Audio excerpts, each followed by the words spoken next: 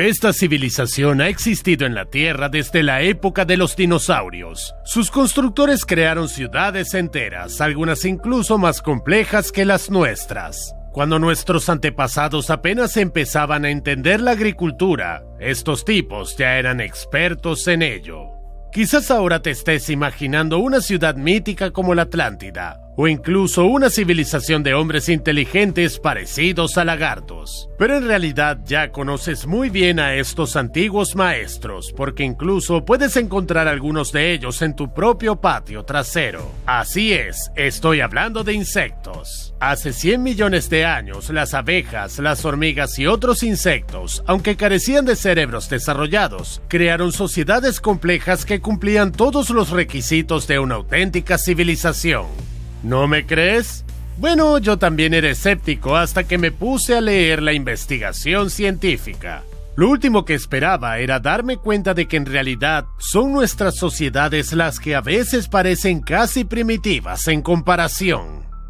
Entonces, ¿cómo lograron los insectos sociales superarnos a la hora de crear civilizaciones?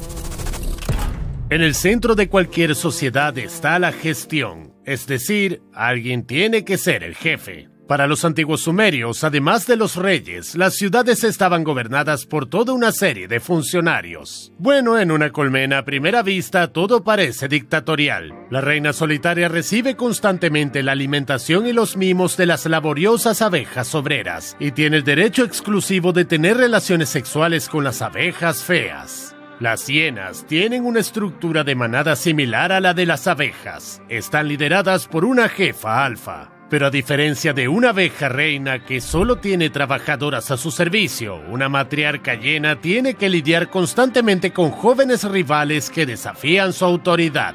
De todos modos, cada día la abeja reina pone cientos de huevos, y las abejas nodrizas alimentan obedientemente a las larvas con una jalea real especial rica en proteínas que ellas mismas producen. Después de unos días, se reemplaza con miel almacenada previamente, y en un par de semanas todas estas larvas se convierten en nuevas abejas obreras, es decir, hembras subdesarrolladas incapaces de reproducirse. Pero, ¿por qué? No fue hasta finales de los años 50 cuando el entomólogo británico Colin Butler descifró el misterio y la colmena se reveló como una auténtica distopía de pesadilla. Butler se dio cuenta de que una abeja reina es malvada y realmente ruda. Básicamente, engancha a sus crías con una sustancia narcótica para garantizar su obediencia y para evitar que surjan rivales que la molesten. Así es. Convierte a sus bebés en pequeños esclavos drogadictos del mundo de las abejas. Esta feromona mandibular de la reina tiene al menos 17 componentes y las abejas obreras están absolutamente obsesionadas con ella. La huelen con sus antenas, la esparcen por todo el cuerpo de la reina y la esparcen por toda la colmena. Cuando hay suficiente QMP alrededor, es señal de que la reina está sana y debe ser alimentada y mimada. Cualquier gobernante de la historia habría dado cualquier cosa por este tipo de control masivo, pero por supuesto no es infalible. A medida que la reina envejece y comienza a perder su control como distribuidora de QMP de la colmena, las astutas abejas obreras cambian de rumbo y comienzan a planear un golpe. La reina sigue poniendo huevos como de costumbre, pero ahora algunos de estos huevos reciben una dosis constante de jalea real rica en proteínas durante su desarrollo. Y pronto la colmena se vuelve en varias abejas reinas vírgenes. Huele una batalla campal. Ya van llegando. No les gusta mucho la reina reinante. Desde el principio corretean de un lado a otro, olfateándose entre sí para matar a cualquier rival que vean. Una vez que solo queda una en pie, las obreras se encargan del trabajo sucio, o destrozan brutalmente a la pobre y frágil reina. O, si tiene suerte, la expulsan del nido, dejándola sin hogar y condenada a morir de hambre.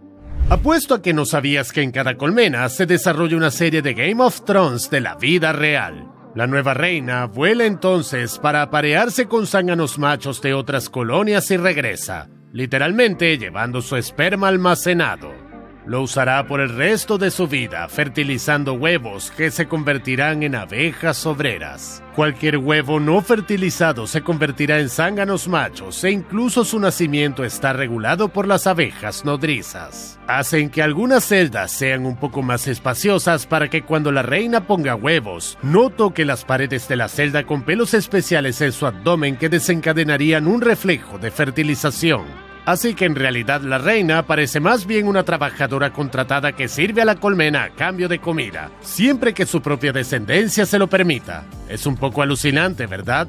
Es casi la misma historia con las hormigas reinas, excepto que las hormigas obreras no tienen jalea real. En su lugar, alimentan a las larvas de las futuras aspirantes al trono con un poco más. Los científicos creen que la hormiga reina libera algo parecido a la QMP para mantener estable la colonia, aunque esa sustancia sigue siendo un misterio. Pero, ¿cómo hacen exactamente las hormigas obreras y las abejas para tomar decisiones sobre el futuro de las larvas sin tener mucho cerebro? Bueno, eso sigue siendo un misterio. Pero he aquí la pregunta más importante que aún desconcierta a los científicos. ¿Cómo empezaron los insectos a trabajar por el bien de toda la colonia en lugar de solo por el de ellos mismos? La vida de una sola abeja obrera o de una hormiga no tiene ningún valor personal, no se reproducen. Y resulta sorprendente, ¿verdad? ¿Acaso la naturaleza no programó a todos los seres vivos para que solo se preocuparan por su propia supervivencia y reproducción? Esta paradoja obsesionó a Charles Darwin, que temía que los insectos sociales, que ni siquiera intentan transmitir egoístamente sus genes, pudieran socavar por completo su teoría de la evolución. Este tipo perdió mucho sueño por esto. Sin embargo, el comportamiento grupal en los animales es algo muy común y no es nada nuevo. Al igual que los antílopes o los elefantes, forman manadas para protegerse de los depredadores y para la crianza colectiva. Incluso los dinosaurios lo hacían en el Jurásico. Al menos eso es lo que sugieren las últimas investigaciones. Mosaurus herbívoros comenzaron a construir nidos comunitarios hace al menos 193 millones de años. Pero incluso en ese entonces, el olor de los huevos rotos atraía a las avispas antiguas, que eran depredadoras solitarias. Al parecer, algunas de ellas comenzaron a cazar juntas y a construir nidos, casi como las primeras tribus de cazadores-recolectores humanos. Cada insecto era un individuo que intentaba sobrevivir y reproducirse solo, mientras que unirse a un grupo aumentaba sus posibilidades. A principios del Cretácico, hace aproximadamente entre 145 y 100 millones de años, estos grupos de avispas comenzaron a diversificarse. Algunas perdieron sus alas, se encogieron, comenzaron a alimentarse de plantas y finalmente se convirtieron, así es, en hormigas. Otras cambiaron al néctar de las flores que recién empezaban a aparecer en ese momento. Se transformaron en abejas. Y entonces sucedió algo misterioso. Esta antigua hormiga preservada en ámbar se parece mucho a una hormiga moderna. Esto dejó atónitos a los paleontólogos porque aquí vemos los mismos órganos que permiten las complejas interacciones dentro de las colonias de hormigas modernas. En un espécimen de 100 millones de años. ¿Qué demonios? Entonces, cuando los dinosaurios legendarios como los tiranosaurios y los triceratops aún no habían aparecido, las hormigas ya habían desarrollado el nivel más alto de organización social, llamado eusocialidad. Hace unos 130 millones de años, las termitas, que en realidad descienden de las cucarachas, también alcanzaron la eusocialidad de forma independiente. Las abejas llegaron tarde a la fiesta eusocial, hace unos 50 millones de años. Pero la pregunta central sigue siendo, ¿cómo los insectos que inicialmente vivían en pequeños grupos, de repente rechazaron sus instintos básicos para servir a la supervivencia del colectivo? Ni siquiera el gran Darwin, ya fallecido, pudo resolver este desconcertante enigma, y no fue hasta 1962 que el zoólogo británico V.C. Wayne Edwards propuso la teoría de la selección de grupos. En términos simples, si abandonar el egoísmo beneficia significativamente al grupo de un individuo, ese comportamiento se vuelve fijo y el grupo mismo comienza a competir en la selección natural como una sola unidad. Este tipo de evolución grupal ocurrió varias veces en diferentes especies de insectos, lo que les permitió colonizar con éxito todos los continentes, excepto la Antártida. En la actualidad hay al menos 3,5 billones de abejas en el planeta. Eso significa 440 abejas por cada uno de nosotros. Pero las abejas melíferas son solo una de las 20,000 especies de abejas. E incluso con las estimaciones más conservadoras, todas estas abejas juntas pesan aproximadamente 2,000 millones de toneladas, lo que equivale a 2,5 veces el peso combinado de toda la humanidad. ¿Y qué pasa con las hormigas? Hay incluso más de 20 cuatrillones, o aproximadamente 2,5 millones de hormigas por persona. Eso me pone los pelos de punta. Y aunque su peso total no supere al nuestro, eso sigue siendo 24 millones de toneladas, lo que supone más que todos los animales salvajes juntos. Pero no son solo sus números los que hacen que estos pequeños sean fascinantes. Son sus habilidades especializadas las que hacen que nuestras primeras civilizaciones parezcan de aficionados novatos. Según las investigaciones modernas sobre el ADN, todas las vacas actuales proceden de una única manada de 80 bueyes salvajes domesticada en el cercano oriente hace unos 10.500 años. En esa misma región, alrededor de 1,000 años antes, los humanos comenzaron a plantar trigo y otros cultivos. Esto marcó el comienzo de nuestras primeras civilizaciones. Pero las hormigas han estado cultivando durante 50 millones de años, es decir, 5,000 veces más que nosotros. He oído hablar de algunas especies de hormigas que tienen una relación simbiótica con pulgones, pero nunca me di cuenta de lo intrincado y calculado que es. En un nivel básico puede parecer simple. Los pulgones beben la savia de las plantas y producen un néctar dulce del que se alimentan las hormigas. Pero esto no es algo aleatorio. Las hormigas trasladan específicamente a los pulgones a las plantas más jugosas y, al igual que los pastores reales, incluso protegen a su ganado de depredadores como las mariquitas. Para beber de esta sabrosa sustancia, una hormiga golpea el vientre del pulgón con sus antenas, lo que le incita a liberar néctar como si estuviera ordeñando. Y si tienen más pulgones de los necesarios, entonces las hormigas se comen algunos de ellos, al igual que nosotros hacemos con las vacas. Finalmente, los entomólogos han observado que cuando las hormigas se mudan a una nueva ubicación, algunas de ellas llevan consigo huevos de pulgón para seguir adelante con su ganado. Pero la reina hormiga lleva algo aún más valioso escondido en su boca. Una vez que está en el nuevo lugar, escupe su tesoro y pone huevos a su alrededor. Sus hijos se encargarán entonces del verdadero trabajo con ese tesoro. Seguro has visto fotos de hormigas cortadoras de hojas transportando pedazos de hojas en largas filas, pero aquí está la cuestión. En realidad no comen esas hojas. En lugar de eso, las mastican un poco, a veces agregando un poco de sus propios desechos. ¡Qué asco!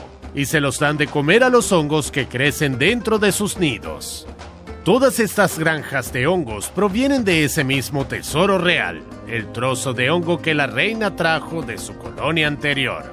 En la actualidad, más de 200 especies distintas de hormigas se dedican al cultivo de hongos. Técnicamente, se trata de una especie de simbiosis. Las hormigas alimentan a los hongos y, a cambio, los hongos liberan nutrientes para las hormigas. Pero estas hormigas se lo toman en serio, casi como si supieran que el hongo puede enfermarse por contaminación. Así que mantienen sus granjas impecablemente limpias y apilan todos los desechos muy lejos. Y escucha esto. Incluso se cubren de bacterias que matan a los microbios que dañan a los hongos. Es como si tuvieran su propia versión de algún tipo de traje de granja de alta tecnología. Los científicos creen que las hormigas comenzaron este comportamiento después del impacto del asteroide hace 66 millones de años. Ya saben cuál. Provocó una extinción masiva, exterminó a la mayoría de los dinosaurios y mató un montón de plantas por falta de luz solar. Así, las hormigas que antes se alimentaban de plantas recurrieron a los hongos para alimentarse. Y ese cambio funcionó tan bien que la mayoría de las especies de hormigas agrícolas actuales ni siquiera pueden digerir hojas. Son solo hongos o nada. Disponer de un suministro constante de alimentos permitió a estas hormigas especializarse aún más, tal como lo hicimos los humanos. Las hormigas obreras más pequeñas y débiles cuidan los hongos. Las de tamaño mediano vigilan las columnas de hormigas cortadoras de hojas más grandes, y las más grandes defienden el nido. Al igual que en las sociedades antiguas como Sumeria o Egipto, agricultores, capataces con trabajadores y soldados. Las abejas obreras también tienen muchos trabajos, pero los suyos dependen de la edad en lugar del tamaño. Además de las recolectoras, hay abejas nodrizas, domésticas, constructoras, guardianas e incluso camperas que agitan sus alas para mantener la temperatura y la humedad de la colmena en la zona ideal. Esas son las abejas que se escuchan zumbando en el interior. ¡Qué genial!, ¿no? Pero se podría pensar que por muy hábiles que sean estos insectos, todavía les falta lo que realmente hace que las civilizaciones humanas perduren, como lenguaje complejo, escritura y, bueno, la capacidad de comprender verdaderamente el mundo. Hasta hace poco pensaba exactamente lo mismo. Pero si miras las calles de nuestra metrópolis desde arriba, no ves ninguna señal de que sus residentes se comuniquen entre sí. Es cierto que los peatones y los automóviles respetan las normas de tránsito, pero son bastante simples y se pueden seguir sin pensar. Por eso existen taxis con inteligencia artificial. Así, sin escuchar conversaciones ni ver mensajes en las redes sociales, la humanidad casi podría parecer una especie sin formas complejas de comunicación, solo con impresionantes habilidades de ingeniería. Y así es exactamente como hemos subestimado a las abejas y a las hormigas durante miles de años. Eso fue hasta mediados del siglo XX, cuando el biólogo estadounidense Edward Osborne Wilson descubrió todo un mundo oculto de comunicación entre insectos. Durante años, observó hormigas de fuego en su laboratorio. Sí, sé que suena aburrido, pero él era un nerd. ¿Qué se va a hacer? De todos modos, seguía notando lo mismo una y otra vez. Tan pronto como una hormiga obrera encontró algo de comida, de repente, de alguna manera, como por arte de magia, las demás también lo supieron y fueron a buscar algo para ellas. Pero no se intercambiaron sonidos ni gestos. Entonces, ¿qué diablos está pasando aquí? Después de diseccionar cientos de miles de hormigas, Wilson finalmente se topó con una pequeña glándula en el abdomen que liberaba una hormona especial. Todo lo que hacía falta era que una sola hormiga dejara pequeñas gotas de ella a lo largo del camino hacia la comida y las demás la seguían, casi como si hubieran recibido un mensaje. A lo largo de los años, los entomólogos han descubierto docenas de estas sustancias, feromonas que resultaron ser el lenguaje oculto de los insectos sociales. No son solo señales como «la comida está aquí, yay» o «estamos bajo ataque, ayuda». A veces son instrucciones detalladas que desencadenan respuestas conductuales complejas. Para construir una casa necesitamos planos y constructores capacitados, pero las hormigas tejedoras comunes se las arreglan con solo unas pocas órdenes de feromonas situacionales para unir hojas para un nuevo nido. Si una de las pequeñas no puede completar una tarea sola, envía una señal y otras acuden a ayudar. Y para unir las hojas, otras obreras, siempre por señal de feromonas, traen larvas que producen hilos parecidos a la seda. Imagínense cómo sonaría eso traducido a términos humanos. Está bien, es hora de usar sus pequeños bebés como pistolas de pegamento. En realidad, la comunicación mediante feromonas es más bien como un lenguaje de programación que desencadena las respuestas adecuadas. En cierto modo, me equivoqué al comparar la poderosa QMP de la abeja reina con una droga. Es más bien como una proclamación química de poder que hace que las abejas obreras obedezcan y les impide iniciar el proceso de cría de nuevas reinas. Si pudiéramos ver todas estas señales invisibles, una colonia de hormigas o una colmena estaría completamente cubierta de líneas entrecruzadas de código químico. Y las abejas no solo tienen el lenguaje de feromonas más complejo entre los insectos sociales, son capaces de muchísimo más. Durante años, el científico austríaco Karl von Frisch fue ridiculizado por sus pares por su fascinación con el baile de las abejas. Nadie pensó que valiera la pena estudiar esos extraños y espasmódicos movimientos. Pero Frisch notó que cada vez que una abeja obrera marcada con pintura encontraba un recipiente con agua dulce, regresaba rápidamente a la colmena y realizaba un divertido baile de meneo. Cuando movió la fuente de alimento, el baile funky también cambió. Cada vez que observaban el baile, las demás abejas podían encontrar el recipiente de agua dulce con una precisión milimétrica. Finalmente, Frisch se dio cuenta de que la dirección y la duración del movimiento indicaban las coordenadas de la comida en relación con el sol y la distancia a él. ¡Wow! Pero lo que más me sorprende es que un segundo de meneo equivale aproximadamente a 1 kilómetro. Es casi como si las abejas hubieran inventado nuestro sistema de medición del tiempo y la distancia mucho antes que nosotros. Sorprendentes experimentos realizados en el siglo XXI han demostrado que las abejas pueden contar hasta al menos 5 y leen de izquierda a derecha al igual que la mayoría de los humanos lo hacen. Pero lo que realmente me pone los pelos de punta es que estos insectos incluso entienden un número abstracto como el 0.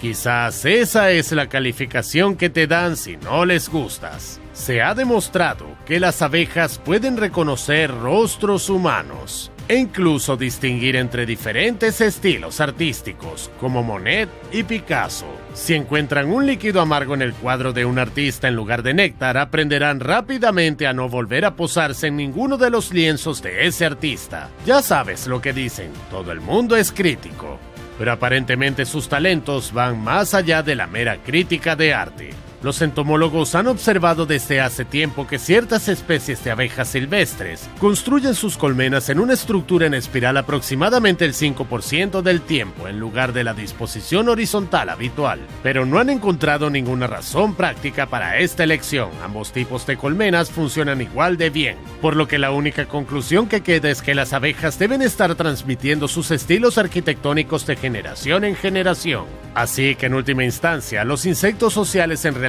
cumplen todos los criterios principales de una civilización.